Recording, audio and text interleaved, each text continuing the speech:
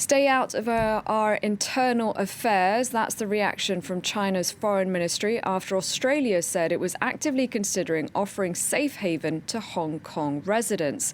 China approved a new security law for Hong Kong on Tuesday, and the following day, hundreds of arrests were made in the territory as protests were held to mark the 23rd anniversary of the handover from British to Chinese rule. Joining me now, our international affairs editor, Armen Georgian. Armen, China has threatened to retaliate for the UK offering residency and then citizenship to up to 3 million Hong Kongers.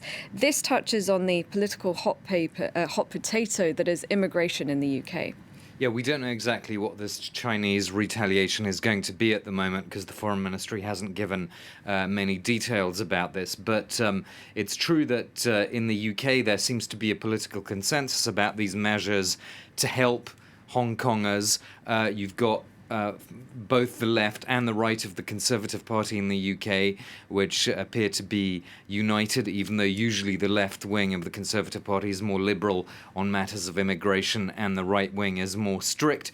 But in this case, they've come together, and indeed other political parties in the UK are also essentially agreeing that there has to be special treatment for Hong Kong, because in the case of Hong Kong, the whole human rights issue is underscored by this historical relationship between the UK and Hong Kong. I think it will be interesting, though, to see how this development goes down with the average Brexit voter, because, of course, those people voted, they would say, to take back control of their own borders. And with that in mind, the British government is designing a points-based immigration system. One of the criteria that you have to meet in the future if you want to come to the UK with a work visa is to be earning a certain income threshold in salary.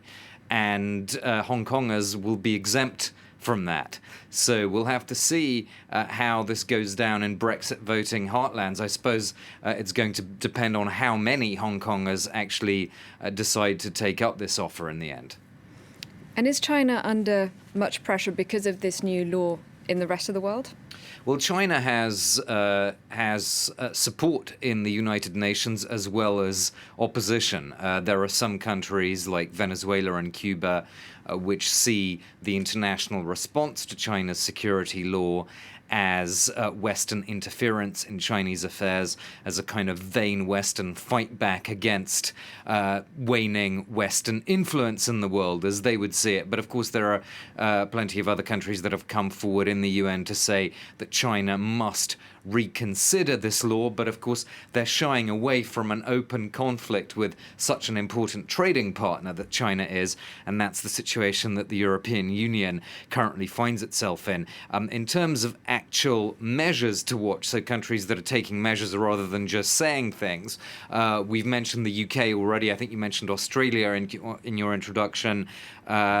So Australia is considering safe haven measures somewhat similar to what the UK has already done. And the other country, of course, the US, is worth watching because the whole US-Chinese relationship is so important these days. The US House of Representatives has already passed a bill which will impose sanctions on banks that do business with Chinese officials who've been identified as cracking down on the pro-democracy movement in Hong Kong, but that hasn't entered into law yet because it has to go to the Senate and then to President Trump himself. So what he will do is obviously something that will be interesting to watch, because he'll be caught between different sort of forces in this election year.